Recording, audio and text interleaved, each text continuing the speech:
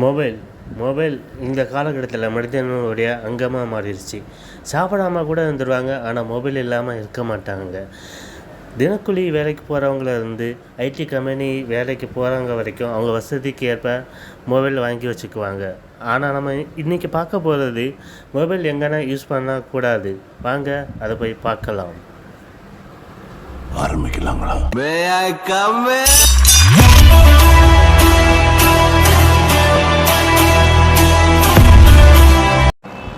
ஒருத்தர் டூ வீலரில் ஹெல்மெட் இல்லாமல் போகிறாரு. அதே ஒரு மிகப்பெரிய அலட்சியம் தான். அப்போ அவருக்கு ஒரு ஃபோன் வருது. ஃபோன் வரும்போது பெட்ரோல் பங்குக்கு போகிறாரு. பெட்ரோல் பங்க் போயிட்டு வண்டி நிப்பாட்டும் போது இவரும் பெட்ரோல் போக ரெடி ஆகிறாரு. பெட்ரோல் போகும்போது அது உள்ள இக்னைட் பேப்பர் அப்படியே ஸ்ப்ரெட் ஆகுது. மொபைலில் எலக்ட்ரோ மேக்னெட்டிக் வேவ்ஸும் ஸ்ப்ரெட் ஆகுது. இது எப்படின்னு பார்த்தீங்கன்னா எல்லா இடத்துலையும் அப்படியே வேவ்ஸ் மாதிரி பரவும்.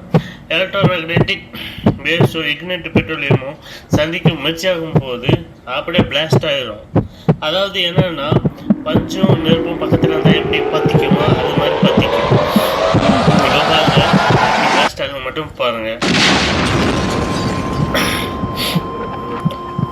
அப்படியே பிளாஸ்ட் ஆகுனா உங்களுக்கு மட்டும் பாதிப்பு கிடையாது, பக்கத்தில் சுற்றி எல்லாருக்கும் பாதிப்பு. அதனால் பெட்ரோல் பங்கில் யூஸ் பண்ண தவிர்த்துக்கணும். தனுஷ் என்ற சிறுவன் செல்போன் சார்ஜ் போட்டுக்கொண்டே பேசியதால் செல்போன் வெடித்து கண் பார்வை பறிபோயுள்ளது. சார்ஜர் இருக்குல்ல, பெரியவங்களோ சிறியவர்களோ, ஏன்னா செல்போன் இல்லாம வாழ்ந்துடுறான். 2 கண்ணையும் இப்ப இந்த குழந்தை இழந்திருக்கு.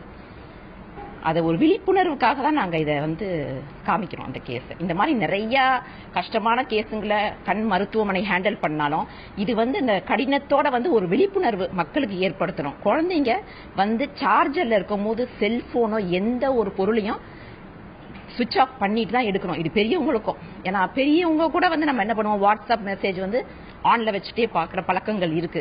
அன்னைக்கு எல்லா மருத்துவர்களையும் கூப்பிட்டு காமிச்சேன். இந்த மாதிரி ஒரு இன்சிடென்ட் ஃபேஸ்புக்ல தான் நம்ம பார்ப்போம், வாட்ஸ்அப்ல பாக்குறத கண் முன்னாடி பாக்குறோம். எல்லாரும் அவங்கவுங்க குழந்தைங்களுக்கு அனுப்பிட்டு இருந்தாங்க. இது ஒரு அவேர்னஸ்.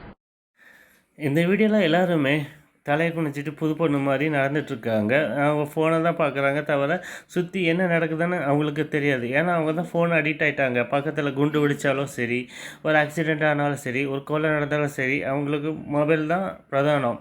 இப்போ அவங்க நடந்து போயிட்டு இருக்கும்போது இடையில ஏதாட்டும் பள்ளம் வந்தாலும் சரி, சில்லறை வாங்குவாங்க. சில்லறை வாங்கிட்டு அதுக்கப்புறம் மொபைல் பார்த்துட்டு இருக்கும்போது பக்கத்தில் யாராட்டும் நைஸாக செல்ஃபோனை திருடுவாங்க. திருடிட்டு போகும்போது ஐயோ அம்மா கத்தனும் ஒன்றும் இல்லை.